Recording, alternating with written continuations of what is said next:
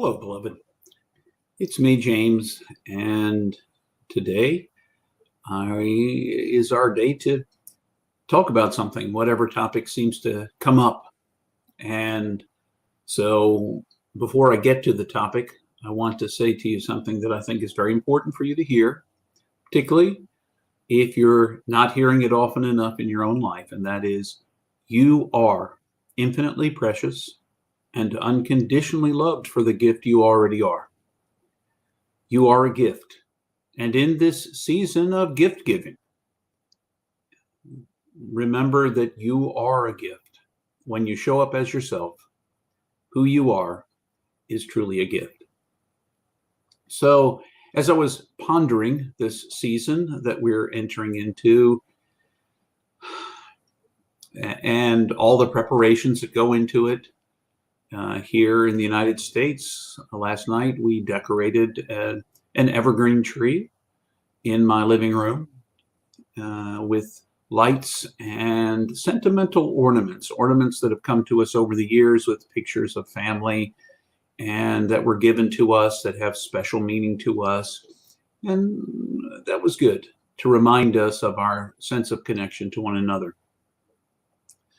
One of the things that I know people, some people anyway, get very excited about at Christmas time is seeing small children and the wonder with which they hold this season. Wonder. And something seems to happen to us as we grow up into an adult.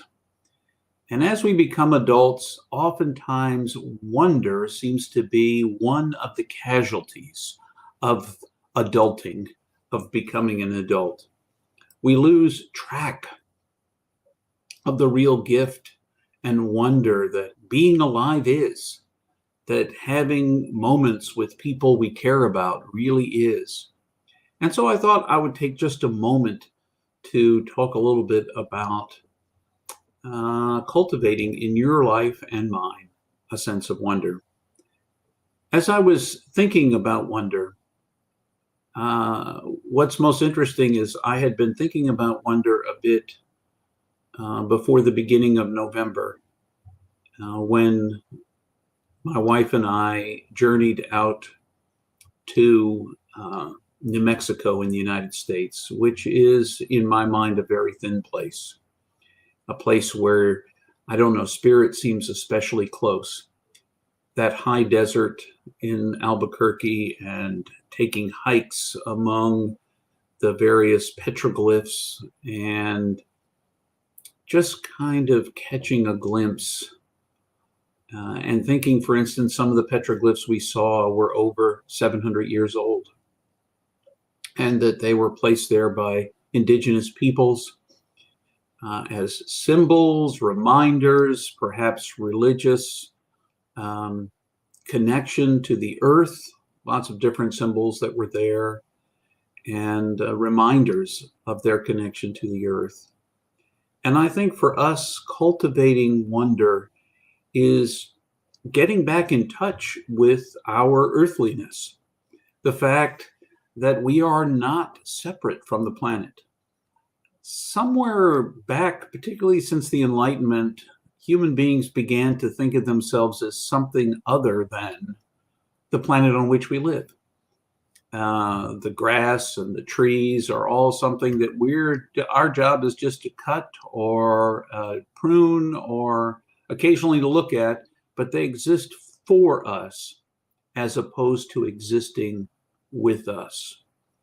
One of the things you'll notice recently, if you've been watching our Sunday morning stream, particularly if you come in before the noon hour, I've been recording outside sounds and images of trees and the like that we just play for the 5 minutes before worship, and all the sounds that come with that, to try to remember our connection, our grounding. Sometimes what we hear is birds singing, crickets chirping, hear the wind in the leaves. There are less leaves now for there to be wind in here in the Northern Hemisphere. But those sounds connect us back to nature. So I want to encourage us to do the things. I sit outside. I take walks in nature. I've recultivated um, that discipline of going outside and taking a walk in a nearby nature center. Now, maybe you can't go outside. Maybe you can't walk.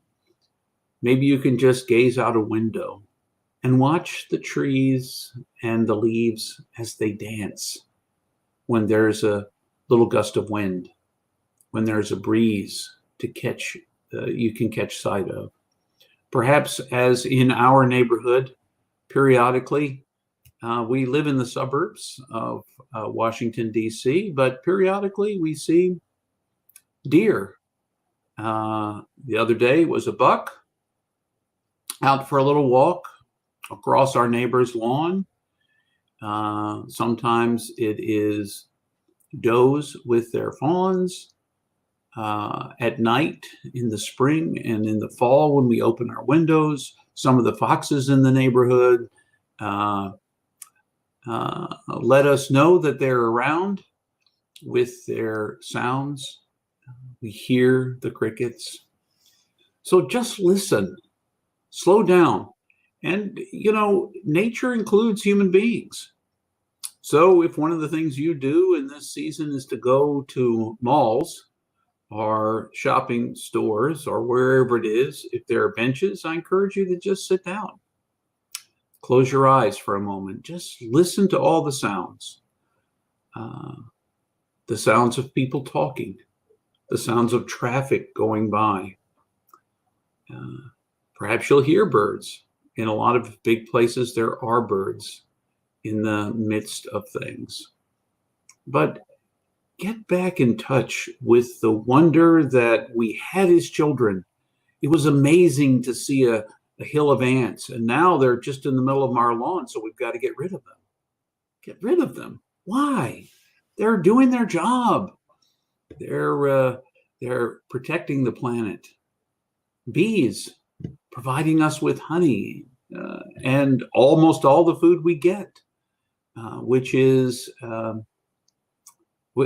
pollinate, the pollinators. Just listen.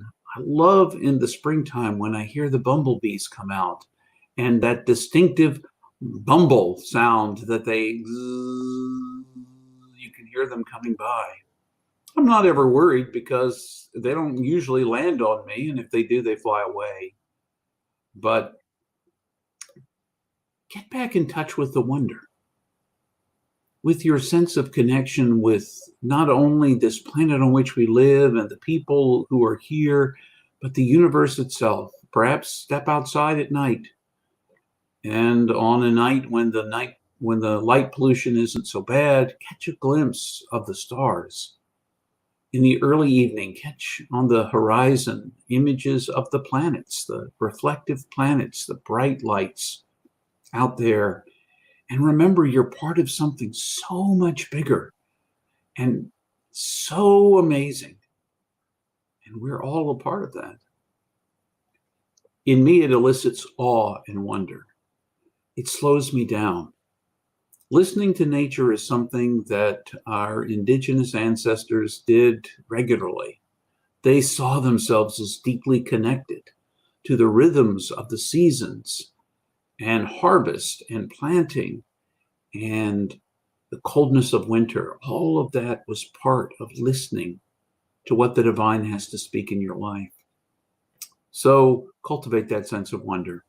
I invite you to, in this season, look at the small faces of children, if you don't have any of your own, at the mall Santa, the ones that aren't screaming because they're afraid of them. Look around at the wonder in your neighbors' faces, and look at nature itself. Catch a glimpse of wonder. And remember, you're part of something so, so big, and the divine is being revealed to us in every moment of our lives, mirroring back to us who we are and where we fit. Just a thought for today. Remember, you're infinitely precious and unconditionally loved for the gift that you already are. Have a wonderful and wonder-filled season.